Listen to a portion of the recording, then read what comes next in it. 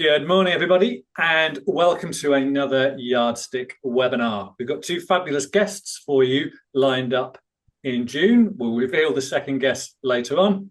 Today, we're joined by Mark Ritson. Mark, thank you for making the time, especially as it's, 7 p.m. with you in Australia? Yeah. G'day, mate. How are you? Hello from Sydney. Yeah, it's not too late. That's all right. 7 o'clock's okay. I often do these things at 2 a.m. in my underpants, so this seems fine. Fine. Well, I won't ask you to reveal what you've got on below the screen line. But for those of you who don't know, Mark was founder of the Mini MBA. More of that later on. He's been named as one of the Power 15 most important people in media by Ad News, and brand consultant, marketing professor, prominent columnist. As I was doing my research, though, Mark, I noticed no podcast and no book. So amazing how you can raise your profile without those two things, despite what everybody. Too much like hard work, Phil. Too much like hard work, man. I'm staying off it. That works. That works. Books especially, man. If you want to look at a total waste of time for 99.9% of the people doing it, you know what I mean? Like you're gonna spend what, 2.5, 3 years full time writing a book. No one's gonna read it, and you're just going to waste all that time. And when you say that to people and try and give them friendly advice, they're all like, "Yeah, but it's like a business card, isn't it?" And I'm like, "Well, just get a fucking business card." Do you know what I mean? Like, don't write a book. Do you know what I mean? Like, it's bonkers. It's absolutely bonkers. There was what I always get asked to write the foreword of books. Do you know what I mean? Like, would you mind giving me a comment on the book? And they send you this 800-page PDF, and you have no idea who the person is. And I'm always like, if I get time to read it, I'll give you a forward. And they always write back like 3 days later and go, have you got something for me? And I'm like, I haven't had a chance to read it yet. And they're like, well, you don't have to read it. Just give me something, punchy. And I'm like, no, I have to read it. You know what I mean? It's an entirely ridiculous situation, right? With the exception of Byron Sharp, no one's got any value out of a book in 20 years. And there is an insight into your next 55 minutes, everybody. This is going to be great. See you next time. Dan, do me a favor, just do the usual housekeeping so everybody knows where we stand, if that's okay. Of course, yeah. So let's do a bit of quick housekeeping. So what do we all need to know for today's session? Well, because we've got a very special guest with us, Phil's going to lead with his own questions, but of course I'll be reading yours out at regular intervals.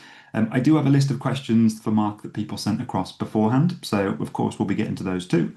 And as always, don't hold back, get stuck in, throw your comments and questions into the ring, and make sure you get the most out of the next hour. We've already got lots in 2 minutes, so really do get stuck in. Of course, there's no such thing as a silly question, so be brave and ask away. And you can do that by using the Q&A box or the chat function. So speaking of which, if anybody in the crowd can just give me a hello or a good morning to test that the chat box is working, that would be great. And as usual, we'll be recording the webinar, which means you'll receive a neatly packaged follow-up email with a video link and all the important notes and resources we mention. And thank you to everybody saying hello in the chat. Shows that it's working. So that's enough of me. Over to Mark and Phil. Cheers, Dan. Thanks for that. So, Mark, books aside, I was watching a podcast over the weekend with Josh Spanier. I hope I've pronounced that correctly. And one of the things you talked about was a CMO's superpower is understanding who your customers are, what they think, and what they do. So, and we were chatting before that you have a financial advisor. So put yourself in the shoes of a consumer for a second. What are the first words that come to mind when you think about financial advisors, financial planners? What are the first words and thoughts that come to mind? I always remember a couple of blokes in London that would always kind of get a bit of paper out and take you through a routine where they go, so here's where your money's coming, here's how old you are, here's what you're going to do. And they had this routine where they would sort of draw out your life in a 10-minute sketch and then sort of get you to start doing things. And that's kind of what comes to mind first. My financial advisor is a bloke called Foz. Chris is his first name. And I don't think of him as a financial advisor anymore. Him and Chocky, we're in Australia, remember, where no one goes by their first names, Lee. Chocky and Foz are my financial advisors. And yeah, if I think about them, I think with great affection of how much money they've made me, saved me, and how much time they save me. So yeah, I'm there's two things there. There's sort of the generic industry association, which is a bit sort of, whatever. But then there's the actual financial advisors I ended up with, who I think it's an interesting one. I did a lot of work with private banks a few years ago, and it's interesting. You really forge those relationships when a client like me is broke and pretty stressed about cash, right? Which in my case would have been 20 odd years ago, 25 years ago. I was pretty broke and didn't really, it was all over the shop. And that's when around the time I started working with Blue Rock, the firm that handles me now. So later on, when I've got tons of money, I wouldn't go with anyone else because they're the guys that, got me through. So there's a lesson there, I think, in terms of customer lifetime value and when you make the value versus when you make the money. I think that's an interesting one. And in the same podcast, you talked about the second superpower being putting strategy before tactics. Talk about a bit about why that's so important. I was chatting to a financial advisor a couple of weeks ago who said, I don't have the time or money for strategy. I just need to dive into tactics. Right. He's an idiot, right? I mean, a well-meaning idiot, but he'll be very unsuccessful for the rest of his career. And he'll fight fires and he'll think he's doing well because he's super busy. Look how busy I am. And in reality, that's the worst thing you could be. So yeah, the point of good marketing, which we don't see as frequently as we might, is that you have a marketing strategy first, which then directs your tactical execution. Yeah. Strategy comes from the Greek word strategos, the general. And the general has a plan that he or she creates in a tent. And he builds that plan from the battle plan, the battle map that he's had, his diagnosis. He comes up with his strategy. And then, and only then, does he do his tactics, tactikos, which is the Greek word for arrangement of the troops. And so what you find with most, I don't know about financial planners, but certainly most people that do marketing work is they're straight off into a little bit of, Facebook and TikTok and a banner ad and all that nonsense, and they've no idea strategically what they're doing. And so the point of strategy is it's not that complicated. Strategy in marketing means basically three things: who are you targeting, what's your position, and what are your objectives? And you work on those first. And there's a few ways to work on those. And once you work those out, all these tactical decisions become a lot more successful, a lot easier, and a lot more joined up. But 90% of the time, to use a bullshit figure, there isn't any strategy, and it's just tactical pinball machines being played. And that's a good thing, because those of us with strategy tend to mop up those that don't have one, because it's, there's a general in a tent with a plan and another general just moving things around, moving his troops around randomly on the battlefield. Guess who's going to win, normally. And if you're the general moving things around randomly, what are the disadvantages from a business and a marketing perspective of doing that rather than thinking more strategically? Well, first of all, you don't make choices, right? So the main definition of strategy, when you really get down to it, is making hard choices, and making sacrificial choices. And the reason for that is we want to do everything, but we can't. And it turns out some of your activities and tactics are 10 times more important than others. And it's only strategy that reveals that. And so what you end up doing is favoring certain things and focusing on certain things and ignoring others that make you less busy, but far more successful and much richer in the long run. The other thing is it's more enduring. So a strategy lasts a much longer period of time, and you're not caught up in this constant tactical churn. The final one is we tend to focus on the tactics that are closest to our face, the obvious ones. In marketing, that tends to be communications, which is easily the least important of all the tactical choices. It's not that it's not somewhat important, but marketing is not advertising. In fact, advertising is about 8% of marketing, and there's another 92% that's far more important. And that, if you wanted some other things that are more important, start with the other tactics like product and distribution and pricing, which far outstrip, the importance of of the communication stuff. So yeah, strategy and training it really does make you a lot better. But again, it's a competitive pursuit. So we don't want everyone to get trained and get strategic, because then it would take away a lot of the value of the training and the strategy, right? We want most of the people out there to be industrious idiots and allow the rest of us to do less work,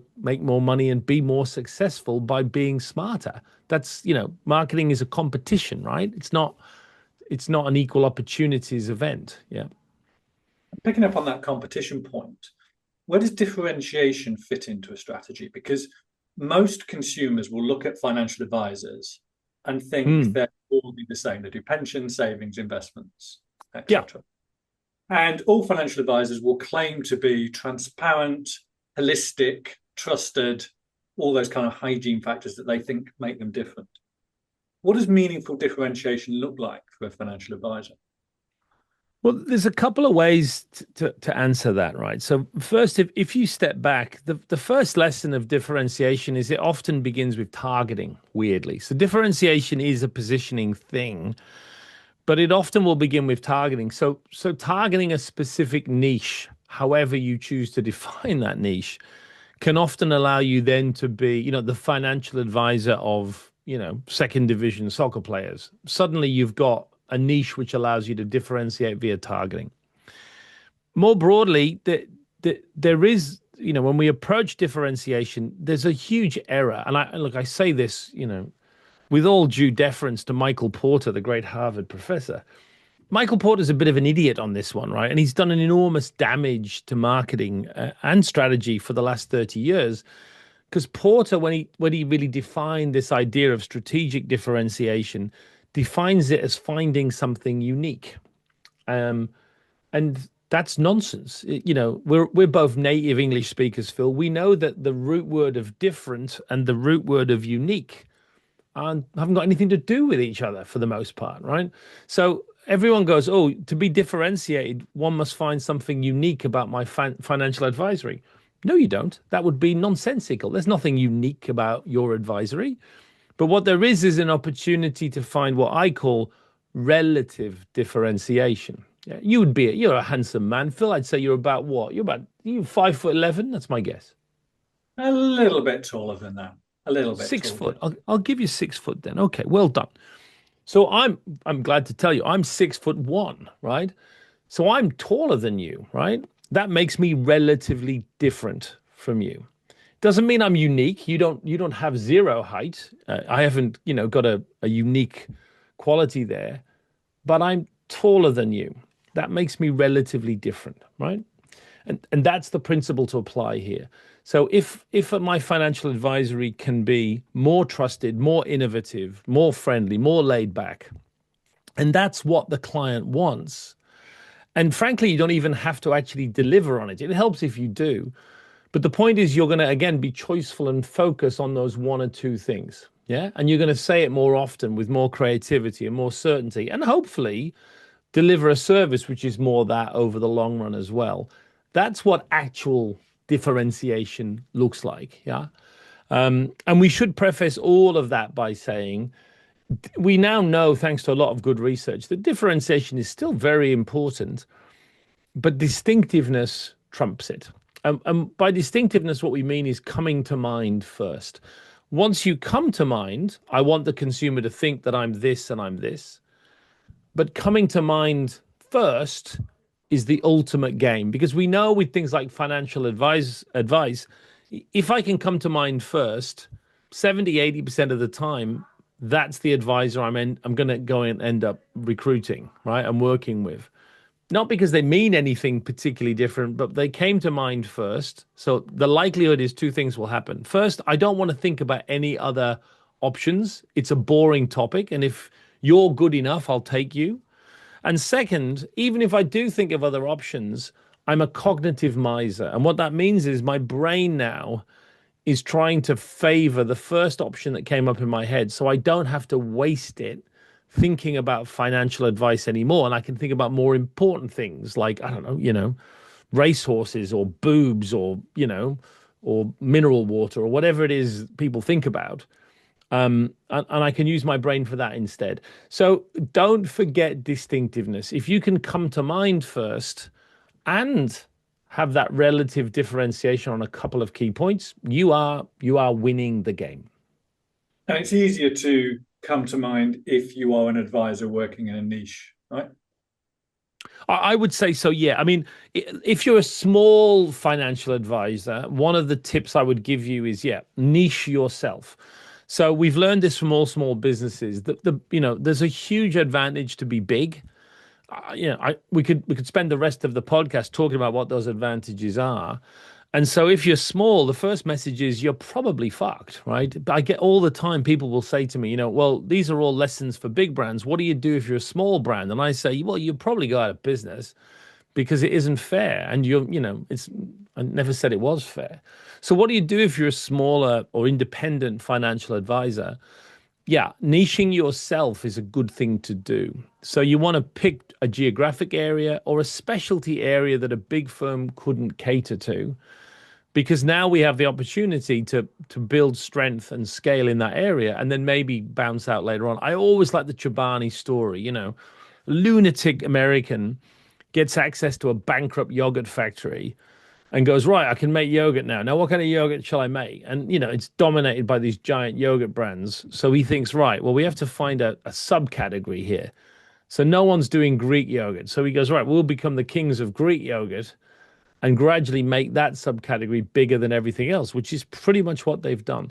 You couldn't have done that by just going mainstream. Yeah. So financial advisory for single women, financial advisory for retiring sports people. You know what I mean? That kind of thing. It's small, but it allows you the chance to get big. Yeah, I was just looking. They're not here today, unfortunately, but we've got a client that specializes in retail leaders working for certain supermarkets. Huh. Kate, wonderful job there.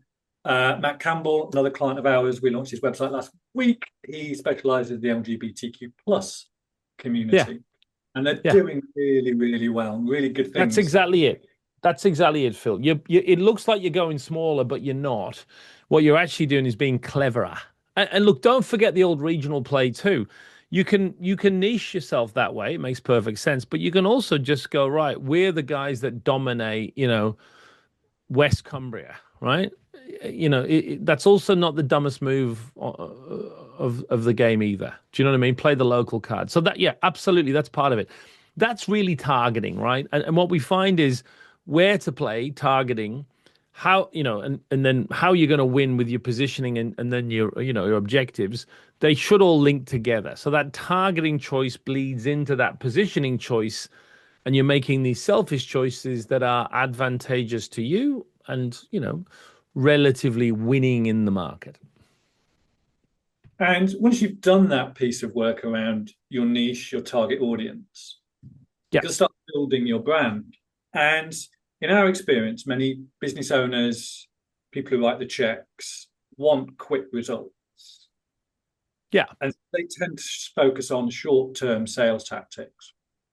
Just talk about the difference between brand building and short-term sales activation and how the two are together. So the big work of that last decade or so is the long and the short of it by Field and Burnett. And what it talks to is that point, but a lot more, right? So there are two kind of forces going on in marketing, and they're both good forces.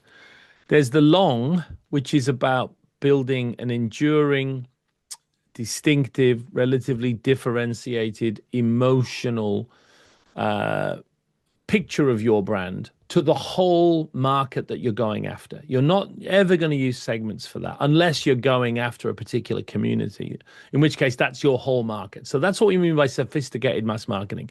So you're building it to everyone, you're going top of funnel, you're being emotional, you're driving salience for the brand, making it come to mind and making it stand for this and this. And you're not really talking about products there. You're talking about who we are, what we stand for. But at the same time, the other half of your money is being spent on promoting a specific product or a specific service to a particular group of people at a particular time to get them to buy it. Yeah. And that combination of the two together in the right balance is how we win. And the best way to explain it to financial advisors, we have this great thing that John Dawes invented called the 95-5 rule. So if you look at people, if you're going after, dentists, let's invent a niche. We're going after dentists, right? In the north of England. That's our financial advice target. You're going to find, sure as shit, that of the 100% of dentists working in the north of England, only about 5% of them right now are looking for a financial advisor. The other 95% either don't think they want one, or they've already got one, or they have no money and they don't give a shit. Yeah. What we find in almost every market is that ratio, right? 93, 94, 96% of the market aren't in market now. They will be at some point, but not right now. So that's why you want half your money on the short, targeted activation performance stuff. You want to target them with a product offer that brings them in and gets them going. But the point here is, if you're a bit stupid, and lots of people are, and it is stupidity, there's no explanation for it, you're not going to spend your money. So yeah, spend your money where the money is, sure, but don't spend all of it there, because there's 19 times as many customers not in market right now, but who will come into market one day when their financial advisor retires, or they make some money, or they change locations, or whatever, right? Don't forget the 19 times bigger market. And my earlier statistic that 70 to 80% of the time, the brand that you think of first is the one you buy. If I can, prepare that market, predispose it with my brand and a couple of key messages, oh, well, look, the minute they enter the market for financial advice, we're going to take 3/4 of them. Yeah. And that's 19 times bigger than the current opportunity there. We get a lot of questions about, why are companies so short term? Why do managers think only about performance marketing? And the answer is because they're fucking stupid. That's why. And they lose a ton of money because of it. This is not rocket science, right? We're talking to financial advisors here, right? This isn't the most complex calculation that's been revealed to them in the last couple of days, right? Trust me, you would be amazed at the number of half-wits that can't get this into their heads and dump all their money into performance because they think ROI is the same as making lots of money.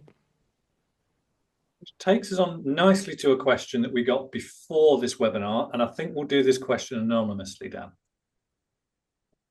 Okay, yeah, I know the one you're talking about then. So the question is, how do you stay effective in a business that doesn't value good marketing?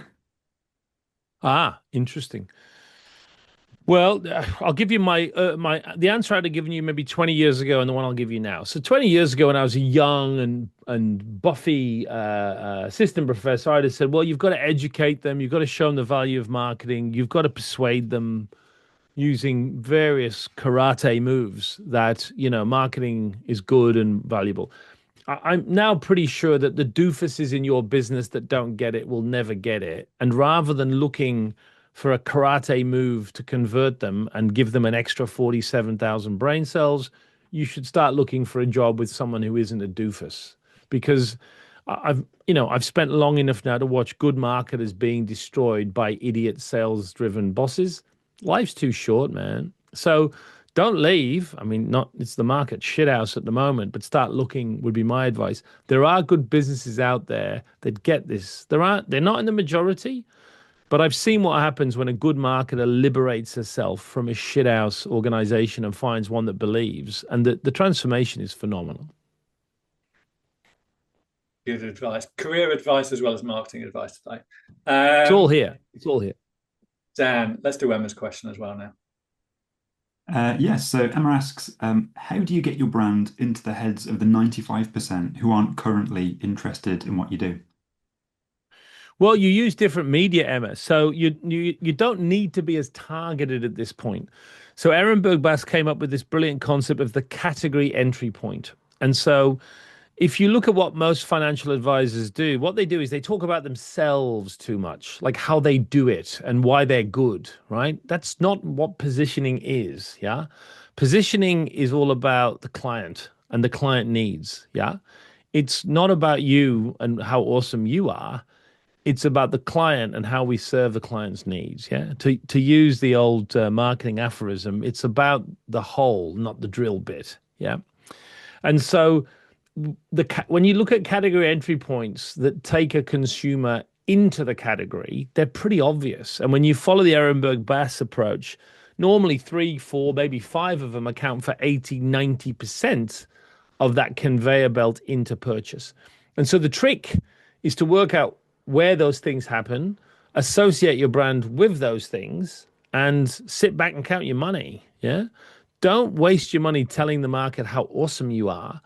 Spend your money associating your brand with the category entry points that deliver 20, 30, 40% of the consumers eventually into the category, right? So an example would be of a good category entry point would be champagne. Associate yourself with fine moments of congratulations rather than talking about the terroir and the vintages. Get yourself in front of the Grand Prix, show everyone getting drenched in Moet, and generally own that moment of celebration and victory, because that's going to be about 35% of the times people reach for champagne, if that makes sense. And by the way, financial advisors, it is pronounced Moet. I worked for Moet Chandon for many years, and I've found to my horror that financial advisors who should know better financial people generally keep correcting me about when I order a bottle of Moet, they say, actually, it's pronounced Moet. And I say, no, it's fucking not. Bring me my Moet. Yeah. Claude Moet was a Dutchman. He was not French. And we pronounced the T in the Netherlands. So there's a nice one, because it's a nice way to be kind of courteous and then a prick, right? You order your Moet, and if someone is stupid enough to correct you, then you can pounce rather than doing it the other way around, Excellent advice. Right. You were talking earlier, Mark, about differentiation. Each year, we do a research project looking at the websites of 500 financial advice firms in the UK. I'm familiar with this, Phil. It's very good work. Congratulations. Thank you. We're just the person at the moment is currently head down looking at all these websites. The person that does all the work isn't on the podcast. I know that, Phil. I know how this works. You stand in your loft there talking shit all day, and then some poor junior downstairs is knee deep in Excel. I get it. That's what I do too. I'm with you. I feel you. Actually, the person doing it is my son. So yes. Even worse. Even fucking worse. You make your family do it. I mean, my son and my wife and my mother-in-law, they do it, right? Quinn McCarthy, there he is, to everyone. Weeping emoji. So one of the things the research finds is that only 14% of financial advice and planning firms disclose their fees on their website. Yet those who do, and we talk to them a lot, say when they do it, it improves the quality of new inquiries and makes future conversations about fees much easier. So why are firms still so nervous about putting fees or fee examples on their websites? Well, look, there's a couple of explanations, right? So first of all, it depends on your brand, right? I always get very uncomfortable when we see brands with a small b, plural s. So if your brand is about being private and a Coutts style operation, then you shouldn't put your fees on there, right? Because it's not how you play the game. Whereas if you're the Witherspoons of the financial advisory, you put them on the front page. You see what I mean? So the first point is pricing, like everything else, should be consistent with your position. But let's speak generally for a second. There's no doubt that this is a bigger and, a broader point. I have learned in my journey to really appreciate pricing more than anything else. And I don't mean price here. I mean what you're talking about now, which is pricing, the verb. It's a different thing, right? So every financial advisor has a price. Good for you. Let me be clear about how this works. So you've got to have a price, but if you do pricing, and most of your listeners don't, they're missing two things. So first of all, when you set your price, you don't set it the classic stupid way. There are two dumb ways to set price. The first is to look at your costs and then mark up from there. Costs have got nothing to do with price. You wave goodbye to them at the start and make sure you're over them, and that's it. There's no anchor there. The other dumb way is you look at your competitors who are just as stupid as you and as cost-driven as you, and you look at their prices, right? And then you work off them. The way you set price is by doing research on potential clients to find out what they'd be prepared to pay for the services you offer. And that's not, as it turns out, that difficult to do. A little Van Westendorp costs no money. A conjoint can be done with synthetic data for nothing, with real data for about $5,000. Both of them are going to give you an absolute precise idea of what you can charge. And that's important because when you don't do research on price among consumers, 90% of the time you underprice your services and lose fuckloads of cash because of it.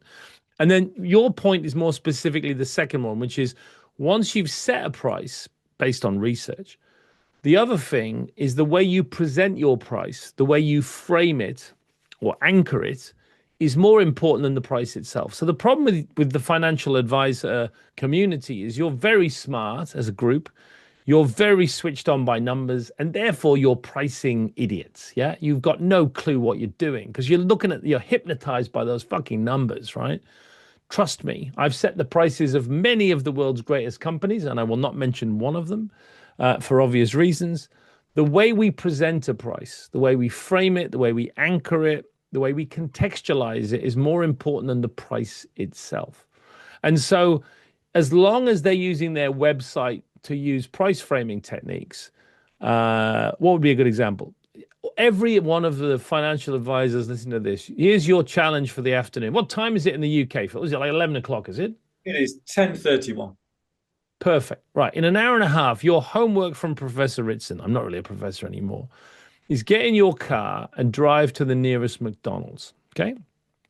Watch carefully through the drive-in experience, or even better, if you walk into the McDonald's, how they are framing every single price, bundle, alternative to detach you of about twice as much cash as you would have intended to spend in a beautiful way. McDonald's over the last 15 years has approximately sold the same number of food items, but has doubled its profitability because it knows about pricing. So yeah, look at how to frame and present a price. And your website is a perfect way to do that. Look at your brand positioning, look at your target market, do your price research, but understand the dark arts of price framing. And remember something really important for financial advisors. I know something about finances that you don't. The single most important, so what's the most important thing for a financial advisory business? Profitability. It's got fuck all to do with revenues, right? Anyone can make revenues. Making profit is a difficult game. The single thing that drives profit more than anything else is price. That isn't my point of view. That's 30 years of research from Wharton down, right? A little increase in price generates massive impacts on corporate profitability. So, first of all, don't discount ever. And second, learn how to frame and anchor and increase your price, because at the heart of that is 30-40% of total firm success, in my opinion. Just looking to the discounting. Second, don't discount ever. Just talk a bit about that. We wrote a blog a couple of weeks ago about the 7 ways you can deal with clients who ask for discounts, ask for fees to be sharp. What's your view? Was one of them tell them to go fuck themselves? Because that should be answer number 1, right? So what's wrong with? But it was. One of the mine on so mini MBA, we get that. I got it this morning actually, as I was shaving. Well, I wasn't shaving. As I was cleaning my teeth and so forth, I got a ping message from someone asking, when does the next course run? I'm like, oh yes, very good. And second, are there any discounts? And I'm like, no. And if you do module 9, you'll find out why. And the reasons against discounting are really very simple. So it's a cavalcade of shit that you create for your firm. Why do I say that? Well, first of all, to my earlier point, when you discount a price 20%, 30%, you don't lose 30% of your profits. It's not that simple, right? You're usually eradicating all margin and possibly starting to lose money. Second, you're not generating incremental sales. What you're doing is pulling sales forward that you would have got otherwise, but you've got them at a much lower margin. And then, of course, what happens is when you get to quarter number 2, having run your sales promotion, what you discover to your horror is that everyone wants the same promotion again, or there's no business left in the market now. So, of course, you've now learned that if you run a sales promotion, you can get more customers. So you do it again and again. And before you know it, your Dolce and Gabbana. So the point about discounting is it's just a shit show. You piss off existing clients that pay full price. You encourage your competitors to do it and create a price war. You commodify your offering overnight. Good luck being relatively different if you're also boasting that you're 30% off this week.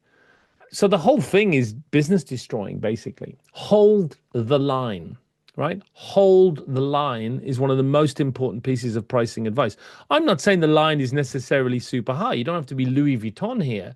Zara is a brilliant example of a company that prices at an accessible line, but then does not discount very often because it knows what it's doing. So follow that approach would be my advice. It's the dumbest thing you can do without exception is running discounts of any kind. And when my advice is, and it's happened to me throughout my consulting career, when clients ask for a discount, I always say I don't do that because I'd let down, the other 9 clients who are paying full price right now.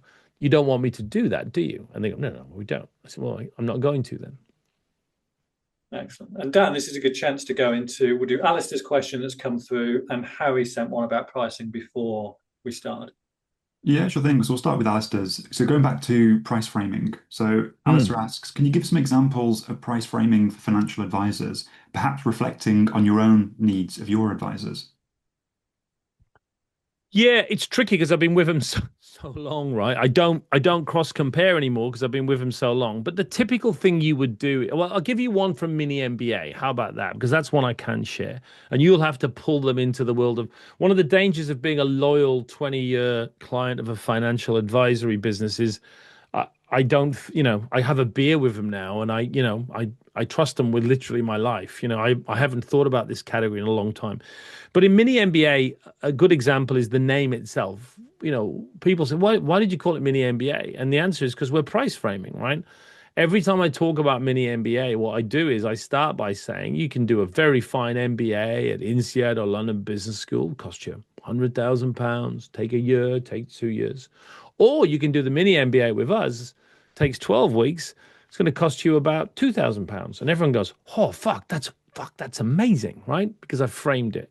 Or I could start out by saying, we have an online training course and it's £2,000. We go, wow, that's steep. You see what I mean?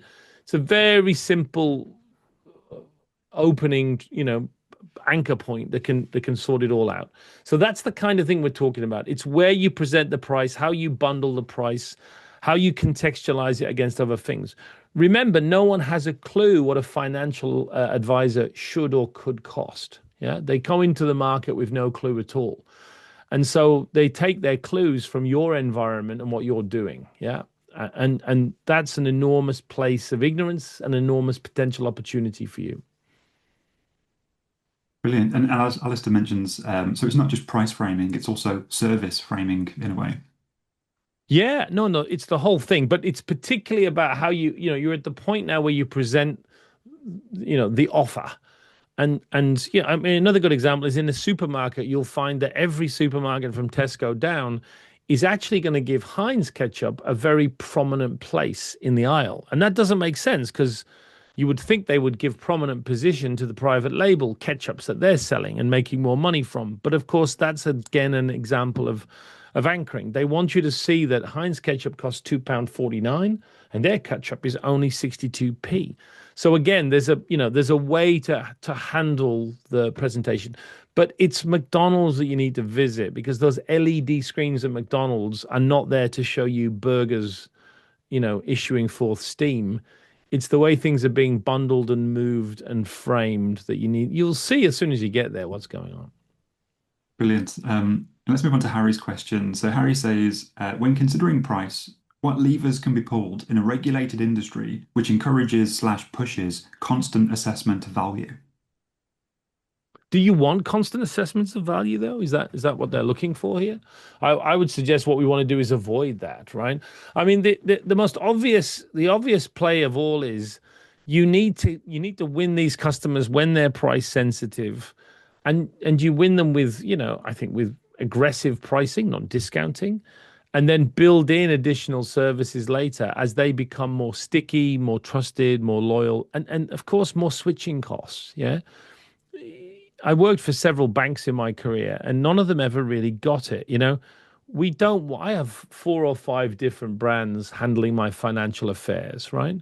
From my checking account to my credit card to my advice to my insurance. I don't want that. I just want one brand. I want to keep it simple. And so the fact I've got Blue Rock who do my financial advice, my investments, my tax, some of my law stuff now, some of my HR, they've extended into all of that, is a brilliant win for me. So I think it's more about demonstrating early value, delivering the goods, but later on then expanding into, as many things as you can, because the client wants that. I don't want, I remember I once was courted to join the private bank of the bank I was with. And they took me upstairs to the top floor of their offices. And then sort of 7 or 8 guys sat down around this table and each gave me their beautiful business card. And they said, my name's Charlie and I handle investments. And my name's Roger and I do insurance and blah, blah. And I said, look, you guys don't get it. I've got no time for anything. I want one guy that I can call. And I just picked Oscar in the end. And I said, look, Oscar, you're the best looking of these 7. They're all blokes, I'll just pick Oscar. You're the best looking bloke, Oscar. I'm going to pick you. Give us your business cards. No offense, gentlemen, but I'm not interested in having 7 more contacts than I need. I'm just going to ring you from now, Oscar. Are you happy with that? He's like, Oscar, yeah, I'm happy with that. And I sort of just created one. That's, for me, the source of value for most people that need proper financial advice. Make it easy, man. Just make it easy. It's still not easy enough. I mean, an interesting point to raise here is most companies don't know what their most important touch points are. They worry about, offices and advertising and all that shit.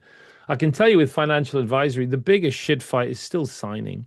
It's still not clear. It's still done in a shithouse way. It's got better. I mean, Acrobat Adobe is possibly the world's worst company. If you're using Adobe to get PDF signed, you're putting your service in the hands of buffoons. Do you know what I mean? Like, it's just a horrible service. If you can make it easy, if you can make it quick, I think the value there is greater than anything else for most of the people that need proper financial advice. I mean, I remember trying to get Blue Rock, and for once they did fail on this one.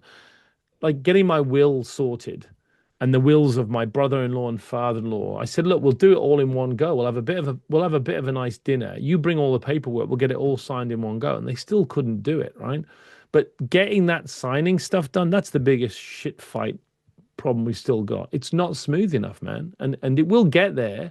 If you can be smoother and quicker and more efficient than the competition, I think most people would really enjoy that, Now, let's wrap up the value conversation with Kusal's question. Yeah, sure thing. So Kusal asks, value-based pricing is the best way then? Yeah, it's the only way. There's no other kind of pricing. You should never do cost plus. It's the dumbest thing in the world. If I was doing cost plus pricing, my mini MBA would cost $60, Yeah, value-based pricing. It isn't an option. It's the only way to do it. And the key point is, if you haven't done the research to find out what your particular customers are prepared to pay, you are almost certainly undercharging. You just don't know it, and therefore your profitability is a fraction of what it could be. I'm going to talk about return on investment now and how marketers demonstrate to the people in the business who hold the purse strings return on investment. Let's assume that moving career for the marketer is not an option, and they want to stay where they are. How do they demonstrate return on investment to those people who are interested in that data? So the secret, first of all, is kind of setting out a decent set of objectives for your plan. So there's some of your business is sticky and incremental, and you can just use a sort of a standard CAGR to show that, we're either up or down 5 percentage points, and that's what the general customer base or market will do. I think there's a tolerance for that. But on top of that, you've got to show that your proactive marketing strategies have generated an incremental return. So the way to do that is to write objectives in a way that can be measured. Yeah. And it's one of the great ways to test good marketing versus bad marketing. Objectives really do sort out the women from the girls and the men from the boys.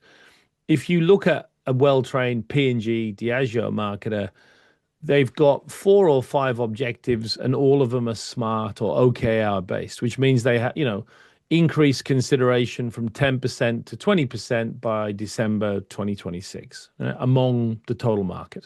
So what you've got there is a benchmark, you've got a goal, you've got a who, you've got a what, and you've got a mechanism by which you can then value how much it was worth to generate that much more consideration when you run it through the funnel. The key point as well is you haven't got 10 objectives, right? Which means you'll get nothing done. That's not choiceful. The great CEO A.G. Lafley once said, if you've got 10 objectives, you haven't got objectives, you've got dreams that will never come true.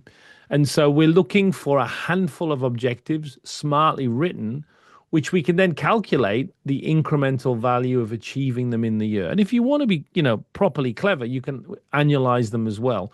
Because obviously, if you go from 20% consideration to 40% consideration, it doesn't happen on January 1st. So you can annualize that data, you can run it through a funnel, look at what it's worth, and you can generate a pretty decent estimate of value. And that's what a good marketer can do, and thereby demonstrate their value. If you look at a good marketing plan, it doesn't end with thank you very much. It ends with, if you give me 2.4 million pounds of marketing budget, I'll give you an incremental of 12 million quid next year.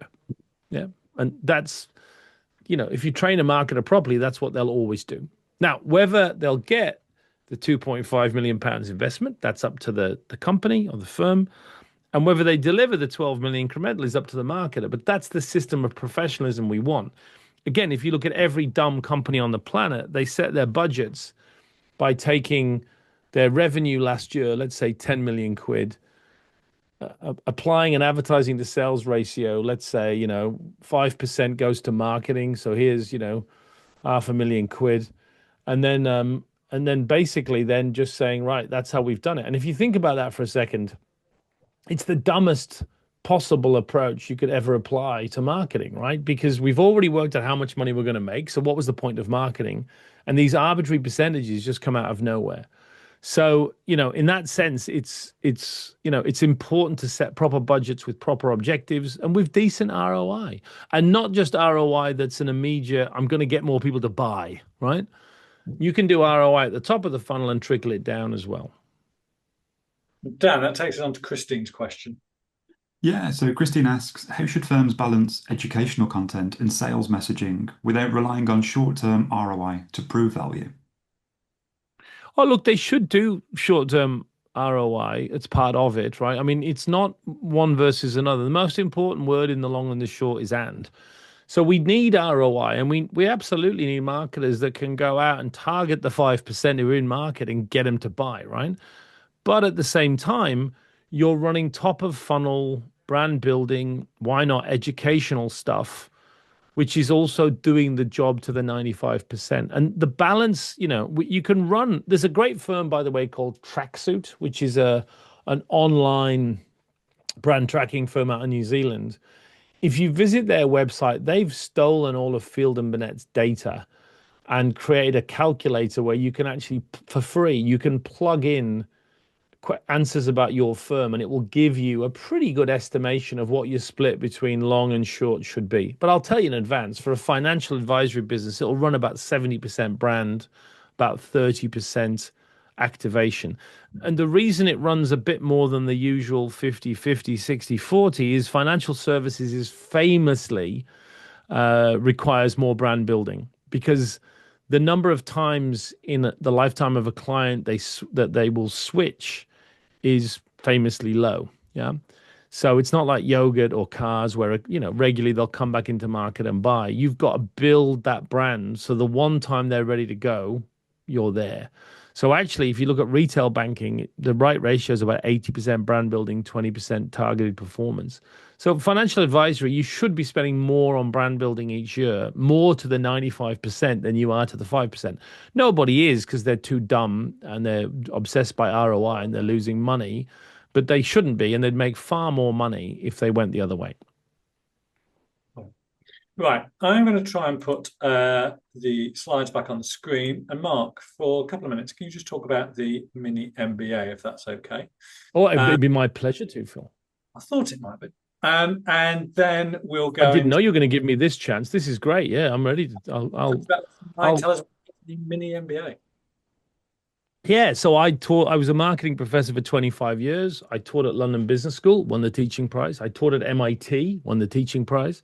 I taught at Melbourne Business School, won the teaching prize for my course, my core MBA course on marketing. And 10 years ago, I stopped being a professor and I put the course online in a very modern and green screen type way. And now we train, around 4,000 or 5,000 marketers a year across lots of sectors, including financial services. And we train them in how to do marketing at an MBA level. We charge 2,000 quid for a 12-week course. Why do we charge that? Well, we charge it because we've done the research with a Van Westendorp that tells us that's the optimum price point. And we frame it, as I've already told you, as a mini MBA.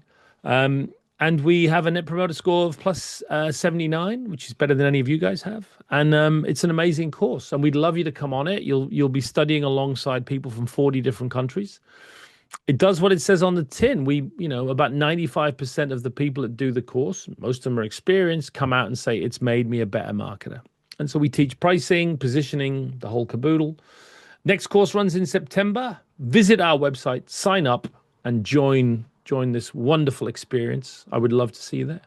Thanks, Phil. That's a lovely pitch moment for 98 potentially interesting targets. Thank you.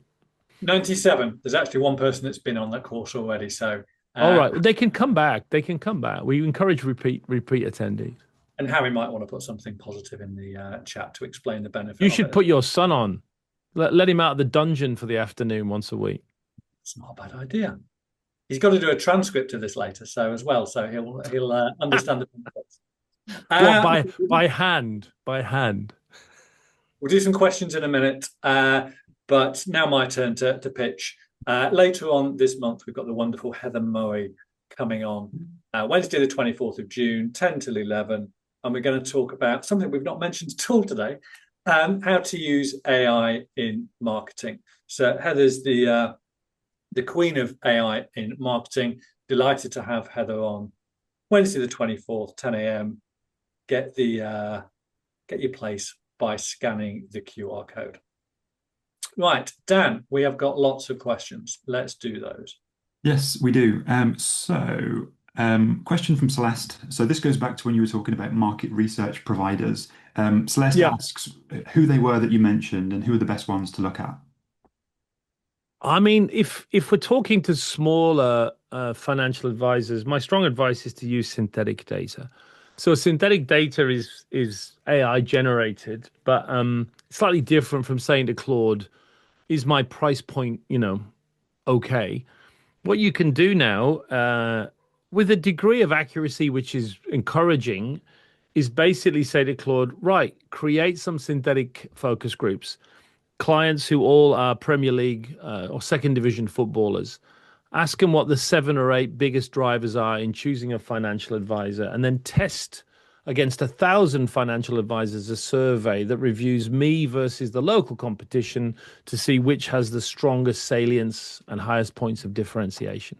So you can effectively create your data and get the results back in 5 or 6 minutes. Now, there's a catch. You have to know what research to ask and how to structure research in order to do synthetic research. And it makes my point that, and I don't want to take any passion away from Miss Murray who's coming on. I'm sure it'll be a good session, but you don't need to learn AI. Yeah, you need to learn how to do marketing and then use AI. The analogy I use is AI is a fantastic racehorse, a racehorse that runs faster than any organic natural horse you've ever seen. You don't need to learn how to be a fucking horse to ride it. You need to be a really good jockey. And so all these courses in AI are a complete waste of time. You need to fucking learn AI and read what it says on the tin, right? AI is AI. You just use it like a spanner, right? You don't learn how to be a spanner, do you? What you need to learn how to do is to be a tradie or an electrician or a joiner or whatever. By the same token, learn how to be a proper marketing, learn the 3 or 4 different techniques for pricing, and then use AI to run synthetic data for you. It's not as good as, there is a firm you can use called Evidenza, who are a professional synthetic firm. Their stuff is astonishing. But you're talking there, 15, 20 grand to do the synthetic data for you, as opposed to 40, 50 grand to do it for real. And the synthetic stuff is now more accurate at that level than actually talking to real consumers. But if you're a smaller operation or a one man or one woman band, you can just get onto AI and say, I want to run some synthetic research. Do this, and present me back the results. And why not? The implications of the results. It's trustworthy enough now to really start to move you through it. One, I don't want to be one of these horrible guys that does prompting tips, but the one thing to do at the end, though, is just to say, and now put it through a real world filter. That's just a final test to make sure it isn't complete BS. You do that, you're getting literally 100 grand's worth of value in about 8 minutes for free. Brilliant. Right. While I look for the next one, both Aaron and Nathan are ex-cohorts of the mini MBA, both vouching for me, which is good. So it's not one, not two, but three that we that are invited to come back. Come back again, chaps. Come back again. Come on, do it again. I've changed the syllabus slightly. Come back. And Nina says, and Nina. And sign up again, Nina. Yeah. Come on. Loyalty discount. No loyalty discount. Piss off, Nathan. You know the answer. You know better than that. Come on. Brilliant. Let's do a fun one next. What does Mark think of Seth Godin's recent comment that universities are doing a horrible job of teaching marketing? And that's from Paul, who asks that. Yeah, Seth Godin's very interesting. I think he's slightly insane. I mean, he sort of varies his comments between really, really spot on stuff and complete drivel. I think it's a real warning for me that if I sit in rooms like this for too long, I might turn into Seth Godin and talk nonsense a lot of the time, with occasional, nuggets as well. Having said that, I think this is one of the occasions where he's more accurate than he's wrong. Yeah, it's true. I mean, the big problem we have, and I did it myself for a long time. You can't teach marketing if you're not doing marketing. And our universities are populated by people who never did marketing, or if they did it 35 years ago. You can't, it's a trade. It's a trade. My dad, who's very working class, made a very good point a long time ago, which is, I did a lot of work with medical companies, and I'd work with professors of medicine and surgery as key opinion leaders on programs. I don't work with guys from like New York University in the hospital school, medical school. And they'd all be, professors teaching surgery 2 days a week. But the other 3 days, they were doing fucking surgery. But then I go back to business school and no one's done any surgery ever. So how can they be teaching surgery? And the answer is they shouldn't be. It's all nonsense. And it's easy for me to say that, but it's true. I won the teaching prize 6 weeks after I got to MIT, and it wasn't my good looks, was it? It was the fact that I was literally teaching, this is what I'm doing. And when MBAs get a load of that, they're like, hang on, what the fuck is this, right? So yeah, unfortunately, in this case, Seth Godin is correct.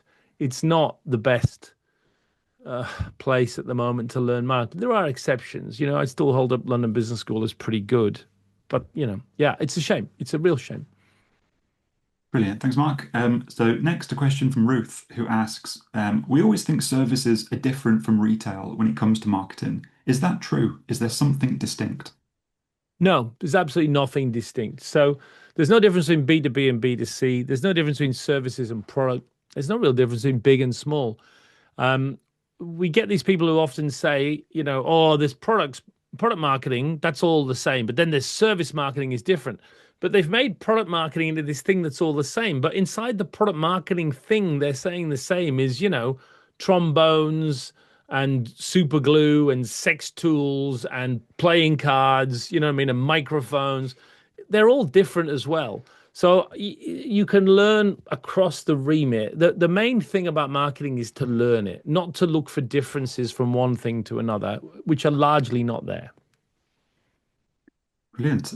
Let's go for a question from Miriam, who says, in referral-led firms, what actually creates differentiation and competitive advantage among other firms? Oh, I don't know, but you can certainly find out very quickly by looking at the best data to use is correlation coefficients. So you can look at how much I perceive a firm is X, and then in another question, how likely would I be to recommend that firm. And what you're looking for is the correlation between those two data points. It can be -1. The more I think they're this, expensive, the less I'm likely to refer them. Or it can be +1. The more I think they're this trustworthy, the more likely I am. So it goes from +1, perfect correlation, to -1, perfect negative correlation, to 0 orthogonal in the middle. And what you're looking for is, I don't have the data. I'm not the god of marketing, right? You've got to ask your representative sample for that data, and you'll get it. Don't ask them for the answer. You need unspoken correlate data to find it. But it's a very standard 2-question approach. Brilliant. And I'm aware of time, so let's end on a fun one from Nina, ex mini MBA cohort, so needs a good answer. Nina says, "Hi Mark, what did you want to be growing up, if anything?" Oh gosh, it's terrifically boring. I always wanted to work in marketing. I'm afraid I don't have a transformation story. I went to university in the 80s to study marketing. I wanted to work in marketing, and I've never had any desire to do anything else. And I can't explain that or justify it, but unfortunately, it's very boringly true. I think one of the reasons I was a very different marketing professor is I wanted to be a marketing professor because I liked marketing. A lot of my colleagues wanted to be a marketing professor because they liked being a professor, something I had zero interest in. So yeah, no, I've always wanted to be in marketing, and I can't explain it. Thank you for Nina for that question to finish off. Mark, it's been a fabulous hour. Thank you so much. My Huge pleasure. value, very entertaining.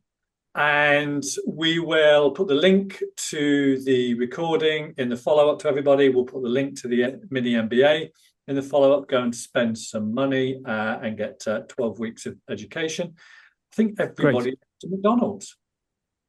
Well, and look, one more challenge for you is, do you want to call my bluff and I will now pan the camera down to reveal what I'm wearing, or do you not want to gamble?